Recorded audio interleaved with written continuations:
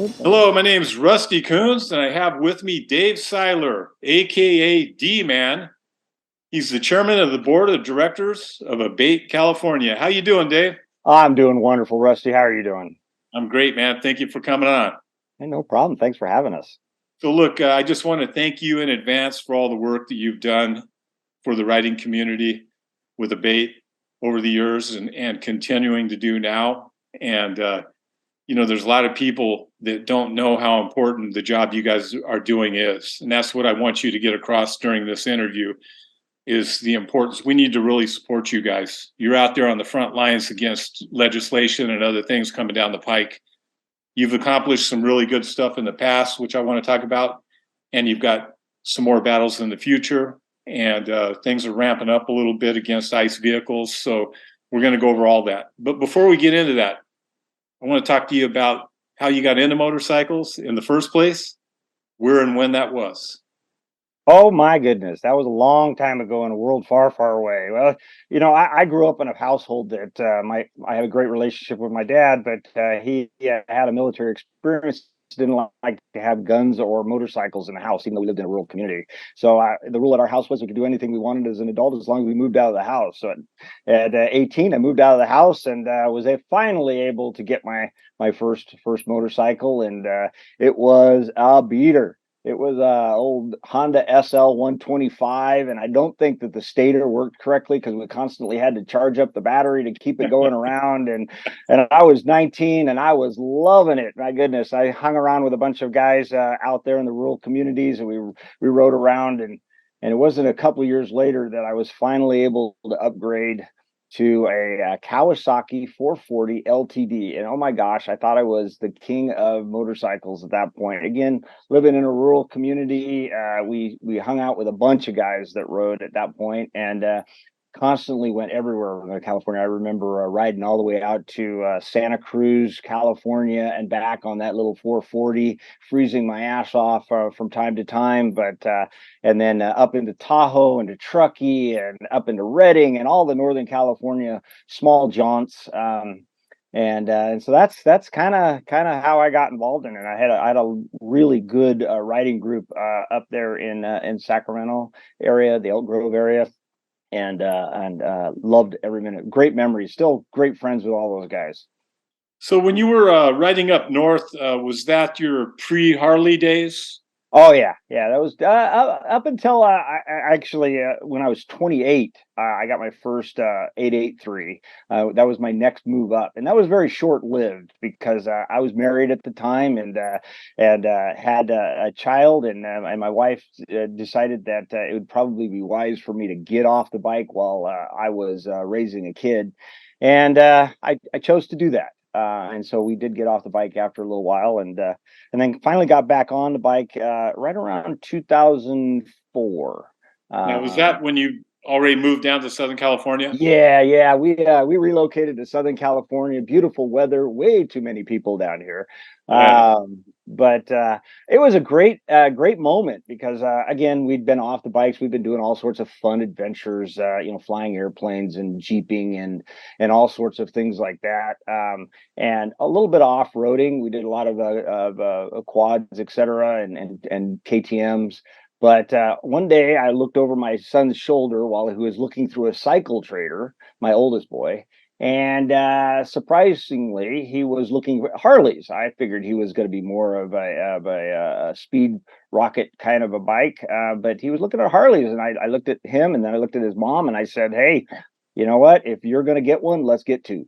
And let's make a family affair out of this. So we went through a painstaking process of finding a couple of good used bikes, and he got himself an 883 that had a couple of little customizing things on it that he really liked, and I got myself a 2000 Heritage Softail, and boy, we just enjoyed the heck out of it. My wife made a mistake when we got married 36 years ago. She said I could do anything I want as long as I do it with the kids. So my kids have flown airplanes, have ridden Jeeps, have gone fly fishing all over the country, and ridden Harleys all over the country. I can do anything I want, as long as I do with the kids. So we did a lot, and we went to Northern California. We went up to a couple of the runs up there in Reno, and and back and forth and out to Colorado and Grand Junction and just a lot of fun stuff together. Before my middle boy decided that he was going to get of age where we could start working on a bike, and he bought a bike, or we bought a bike for him and that he could tear down and rebuild. It was a crashed bike out of Arizona, and he took a year and a half of tearing the thing apart and putting it back together and working with a painting company and working with us and got it absolutely dialed in and custom. And then he started riding with us, and it wasn't very much longer thereafter my daughter became of age. She didn't build one, but she jumped straight to a 1200, and of course never let her brothers live it down that she started on a 1200 where they all started on an 883. But uh, Yeah. so anyway, we've graduated up and we've got a stable full of Harleys, and enjoy it. Have enjoyed it ever since. So you got the whole family riding, and you got your wife on the back. Absolutely, yeah. She won't fly my airplane, and she won't ride out front, but she is not afraid of going with us everywhere we go. Right on, right on. What kind of plane you flying? What kind of I airplane got a you got? Beechcraft Debonair. What's I've that? got a Beechcraft Debonair. Oh, okay, cool, cool. Yeah. Yeah, I love airplanes. I love airplanes, man. I like bush planes right now. You know, I'm flying a Strawberry right now while my plane's in annual. So yeah, I'm learning to go upside down right now. you flying out of John Wayne? I fly out of Riverside. My plane's in Corona. Oh, right on. Yeah. Okay. All right. Well, we'll get back to the motorcycles. So you got the whole family on the bikes, and what drew you to ABATE? When I got back involved with motorcycles with my oldest boy back in 2002-ish range, I decided that there's got to be a more out there. So we started riding with the Hog Group. We started riding with a couple other folks. We met some great friends along the way, and then we kept getting involved in these conversations everywhere about things that were wrong in the community, or the community was being wronged. So I kind of reached out and was crossed paths with ABATE here in Orange County, and went to a couple of meetings and sat in the corner and tried to figure out what it was all about. And then I met a wonderful man who was an icon in ABATE, named Gil. And he reeled me in a little bit and was able to really fill in a lot of blanks. More importantly, I think he was amazing at keeping everybody informed of what You was know going what? on. Before you go any further on that, you mentioned Gil right now. Can you tell us who Gil was? He was a character. Gil Mellon was a character. He had passed recently, and it was an icon in ABATE, as there have been many over the 4 decades of ABATE's existence. But he was the communication officer for ABATE of California for I don't know how many years prior to me being involved, but certainly almost all the way up into his passing. And he just had a Rolodex of everybody who was anybody and who was anybody. Individual writers, club writers, leaders within different organizations. And he was able to keep everybody informed as to what was going on. If there was a ride, if there was an event, if there was a rally, if there was a call to action, if there was a legislative issue. And he was really good. But he was also just a really good guy to be able to sit down one-on-one and be able to talk about the issues. And he did a really good job with me. And maybe it was just that I connected with him. He had a really interesting personality that sometimes people rubbed wrong, and certainly not most politically correct. But his message was sincere and his message was true to heart. And so we were able to sit down a number of times, especially in my early years, and just kind of talk through what we need, and what the community needed is more people to represent all cross cultures. Didn't matter if you were the clerk at the AMPM or the CFO of a company or anywhere in between. If you rode a motorcycle, we were even and we were brothers. And it didn't matter if it was a Harley, and it didn't matter if it was a Honda. It didn't matter if it was anything. It was two wheels. We were brothers, and I absolutely appreciated that. I'm brand specific. I like Harleys, but I'm brand specific. I like Beechcraft. I'm going to fly Beechcraft. That's just me. That doesn't mean that I don't want to ride with anybody who doesn't. Heck, we went to Sturgis a couple of times with folks that about 50% of the posse that went over were outside of the Harley world, and that I like having people who care about being on two wheels with me. I don't care what you ride. And I know that's one of the on the mottos we kind of threw out there this year was doesn't matter what you ride, it's the same wind. And we really do believe that. But he believed that too. In fact, he was not a Harley guy, yet he walked within all the circles. He was welcome in every clubhouse. He was welcome in every organization. He was welcome in the state capitol. He's welcome at legislators' office. He was welcome everywhere. So I really, if you can't tell, I admired the guy. And I admired the guy for being so successful while being politically incorrect at the same time. So he had a message that was pertinent and important. And so I tried to emulate that a little bit. I kept him close, and he kept me close. And when opportunities arose for us to go to Sacramento and to walk the hallowed halls, so to speak, we were able to do that both together and individually. So that was Gil. He was Yeah, he was dedicated, man. I I still used to think very fondly of it. used to come by Illusion Cycles, my shop in Westminster, all the time. And when he came by, you knew he was there. He was on fire. You know what I mean? He did Yep. a hell of a job, and I mean, he was at everything you guys did, and he let all of us know what was going on. You know, kept us in the loop on everything. And he wanted to know why you weren't, or Oh why yeah, I wasn't, or what, why aren't you doing that? I remember one time showing up to one of the rallies in Sacramento. I Before I retired, I was more of the professional side in the as a my career. And so I showed up at one of the rallies in a sports jacket and slacks because I had business meetings later on that day. And he just rode me raw, saying, "Well, you're supposed to be representing motorcyclists." And I kind of was able to snap back at him and say, "Wait a minute, all motorcyclists have outside careers. And so, what's the difference between an executive or a clerk being there, being represented? They're both one vote. So, at that moment, we are all the same. We are all at a level playing field. And so, I'm representing this side of it. And he actually took heart to that, which you very rarely ever win an argument with Gil. But I felt like I won that one. well, you were right on that one, and he probably understood that. You know, and it is important for all the motorcycling community to come together. You know, and I noticed that the MROs are starting to have more contact and doing things together, which is great. You know, divided you fall. Together, Absolutely. you're going to get a lot further. You know. Yeah. Hey, we just passed the nation's birthday, and a lot of that resonated through many of the different speeches that united we stand and divided we fall, and that is absolutely the case. Whether or not you're with ABATE or with one of the other MROs that are out there, I know that there were years in the past, and I sat on the sidelines for the first number of years, just being a member. And by the way, that I shouldn't say just being a member. Being a member is probably the most important position in ABATE. Um, Not the board of directors, not the local presidents, but the membership. And so being a member, watching what was going on, learning what was going on, wanting to get involved, but wanting to make sure that I was productive when I did get involved. It was amazing to see when everything was working together. It was a very, very powerful tool.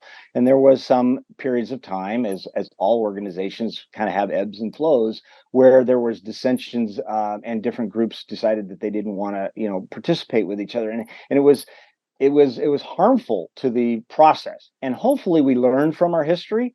And I know right now we're working to kind of unify the different MROs together. There are many times when we are absolutely congruent in the way that we are thinking and the policies that we want to do, and others have specialized. Other times there's something specialized within that particular group that's more important to them, and so there'll be a little bit of a non-congruency.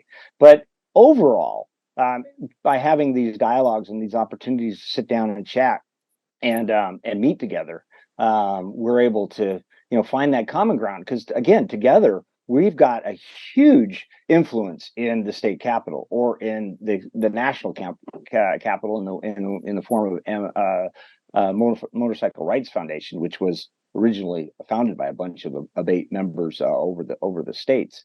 So, I mean, whether it be national or whether it be state, ABATE of California is really focused on the state issues, but you can't live in an isolation. You've got to look at national issues as well. Right. And you also need to think about there's so many different riding communities. You've got the sport riders, you've got motocross, you've got the touring riders, you've got enduro, you got all these people, and they're all separated, but they're all being affected by the same loss.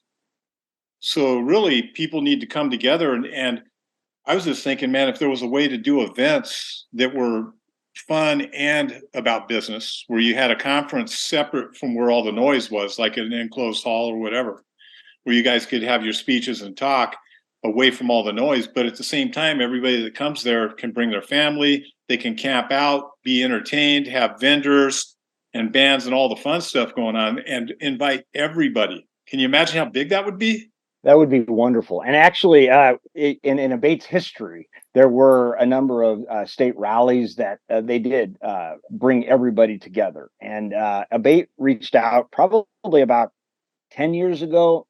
Don't fact check me on that, but about 10 years ago, and started to really try to work with and understand and also keep an eye open, not only for street riders, but for off-road riders as well, because we're still motorcyclists, whether or not you ride on the dirt or whether you ride on the street. And now with the enduros and some of these hybrid motorcycles that will go both on the dirt and on the street, we find ourselves in kind of in the crosshairs with each other on the same issues. And so it seemed to be the wise choice to do.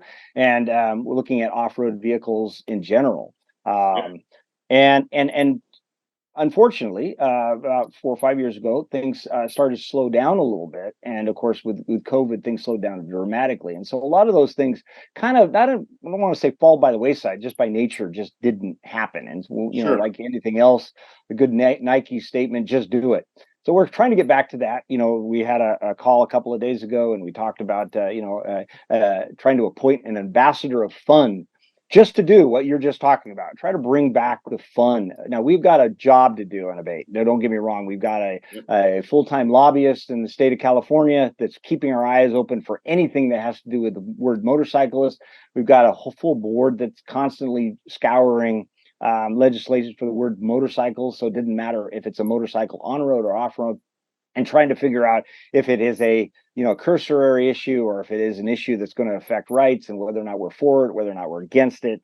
And then also this last year, we've had a resurgence, a revitalization of the board, and we've had a lot of new, great, and I'm sure you're interviewing a lot of them, new blood, so to speak, and some new energy, and it's been absolutely a joy to work with these guys. But you get a whole room of 8 personalities together, and it's a matter of which one do you want to tackle first. And so we've got a legislative director, for instance, who's really putting together a legislative agenda, as opposed to just seeing what's happening and trying to play defense, trying to go on the offense. And so whether it be a profiling bill, or whether it be a dealing with autonomous vehicles, and the fact that nowhere in it does it mention, in many of these bills, mention the word motorcycles.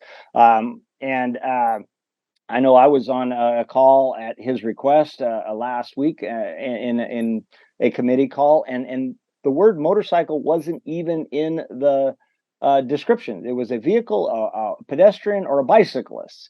And so we were able to bring up the subject to say, hey, well, why can't we at least get the definition motorcycle into this bill, since you are an advisory committee for this bill? And it was something that hadn't been thought of before in that group, or at least it sounded as if it wasn't. It may have been, but maybe it had been set aside. But the fact that we were at the table, and that's really all we've been asking for recently, is let's get us at the table. You guys in state capitol are making rules and making laws that are affecting motorcycles, but you're not asking the motorcycle community how that will affect them. And is there an unintentional consequence to your rule making it unachievable for us to comply with your rule, but you didn't even ask the people who were involved in it. As legislators, you're supposed to be making the best decisions with the best information possible. So all we're asking at this point is make sure that we are at the table. And it doesn't matter to me which MRO, as long as a MRO is there. I would prefer ABATE, obviously, where we've got the mechanisms and the lobbyists to be there, and other MROs, in many cases, have a tendency to be focused on other items. For I'll just use one example. For instance, Bolt is really focused on a judiciary. They really want to be able to look at issues that they can take to court and fight the court system and find flaws in the law there, which is great. All of us need to have our specializations, and I think in our case, since we do have the lobbyists there, we're best suited to be at the table before legislation is passed that affects us. Recently, there was a sound bill that was passed that we were at the table, but we didn't get what we wanted.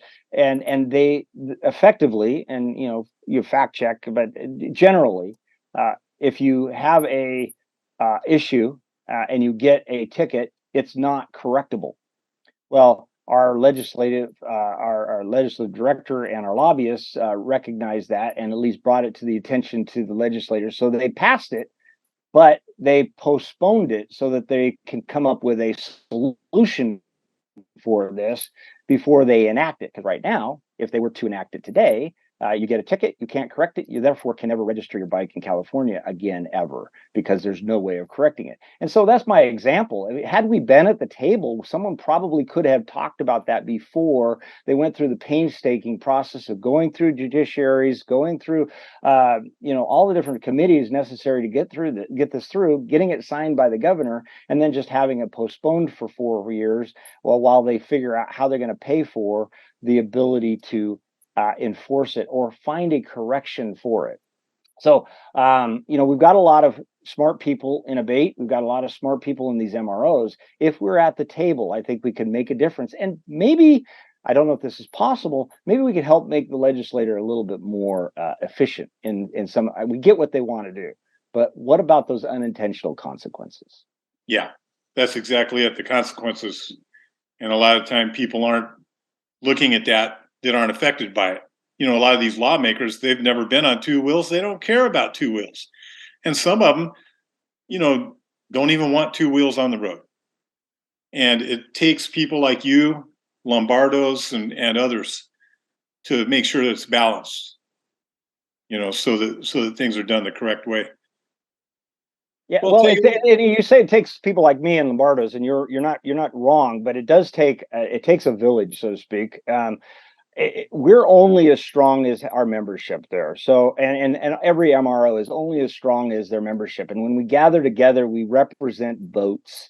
And I don't want to downplay the legislative process, but honestly, I think the most successful legislative year is the year that they do nothing. But if they are going to do something, at least we need to get voters in their into their legislators to be able to share with them that we are here. We're here. We're active. And I get it. During the 2000 and during 2001 and or 21 and 22, there was very little interaction because people weren't allowed to go in offices, et cetera. But they are now, and there's nothing precluding us, and it makes us significantly more influential. I don't want to use the word powerful because we're not. Their decisions are still with the legislators, but it's more influential if they know that some of their constituents are out there and are active. And for every one person that walks into the legislative office, most of the time they realize that there's 10 to 15 people that are also going to vote in that same route and care about these items. And if you care about it and you actively get involved, whether it be just through a membership or through actively going to the legislative offices, then you've made a difference. And we just need more of that. And I'm so thrilled this last year to be able to help move in the movement. But it's the hundreds and thousands of people behind us that really make us vital when we walk through those doors. So, for the people that are watching this interview right now, what's the most important thing they can do to support ABATE? Well, it takes a village. It takes all sorts of people. So there's different levels of activity, and I had this come up at a meeting that we had where there were a lot of bikers in the room, and someone asked the question, "Well, what does this membership require us to do?" And I was taken back by that, and so maybe we didn't do a good job of explaining it. There's different activities. So first of all, become a member. That's the most important thing that you can do. Become a member because it becomes a statistic. And if we could walk through the door and we could say, hey, we've got X number of voting members, motorcyclists that we're represented in our pocket, it's a powerful thing in the hallowed halls of the state capitol. So first, become a member. If you feel inclined to do more, I encourage it. And that would be go to a meeting so that you could take your information back to your writing buddies, whether it be a club, whether it be independent, whether it be just a writing group of some form, or just a picnic in the park. You could take that information back, and then you can talk about it from an educated point of view. The next level would be to get involved in the local level, and that would be just a matter of showing up and maybe participating in meetings, helping out with meetings, helping fundraise, helping just do some research. And then, of course, you can get involved in lobbyists and in lobbying, which I got to tell you was the hook for me. I really enjoyed being able to, if you can't tell, I like to talk.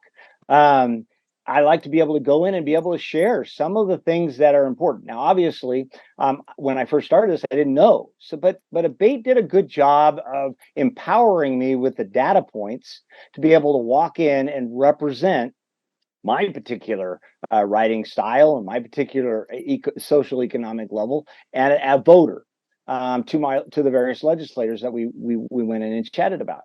And so you don't have to be great at it. You just have to you have to show up. You have to do that. And that was fun. And then, of course, always welcome to be part of the state organization. We've got a great group of new volunteers this year. But what we have found is we are more successful when we have more volunteers, because I'm a cliche guy. One of the cliches I've been using this year is, if by all of us doing just a little bit, we're going to accomplish great things together.